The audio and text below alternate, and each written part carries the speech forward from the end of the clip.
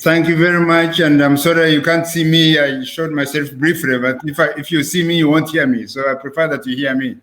Now, I'd like to agree with the keynote speaker Olivier and the response speaker Benito and my fellow panelist Celine that social protection is or should be an essential component of long-term resilience building and inclusive growth.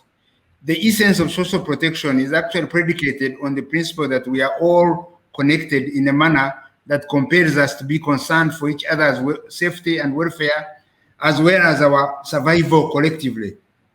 Now, actually, selfishness does not make biological sense. Instead, evidence of sacrifice is ubiquitous. A disaster such as COVID-19, the pandemic, illustrates this point so clearly. It demonstrates the universal nature of disasters and the need to respond, or to highlight the need to respond to the disasters in unison, in the collective sense, with no one left behind. When and if with such a disaster in consideration is in mind, and when implemented in close coordination with programs that focus on strengthening livelihoods or programs that promote social inclusion, social protection measures provide opportunities that enhance resilience, disaster resilience building, and can thus be recognized as an essential component of the critical strategy to reduce poverty, build resilience, and enable development. All the different programming frameworks, whether they are global, continental, regional, national, including the UN 2030 Agenda for Sustainable Development, the Paris Agreement, Climate Change, Sendai Framework, all those and many more recognize the need to make special arrangements to cater for the vulnerable groups, for the communities or ecosystems, because these are targeted primarily because they are disproportionately impacted by disasters or disaster-related shocks. Humanitarian interventions will enable the vulnerable groups to attain a level of recovery beyond which they'll be in a position now to benefit from development interventions.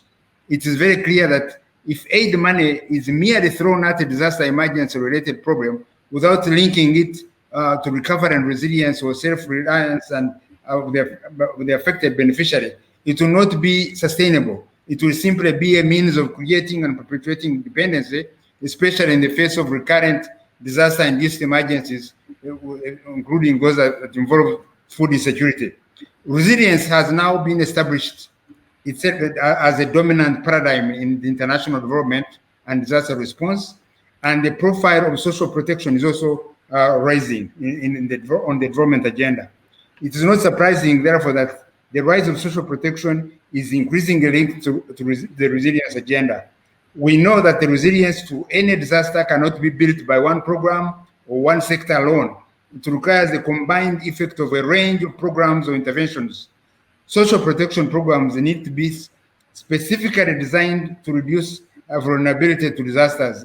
Integrating resilience objectives into the theory of change of programs can increase the contributions that social protection makes to better respond to disasters.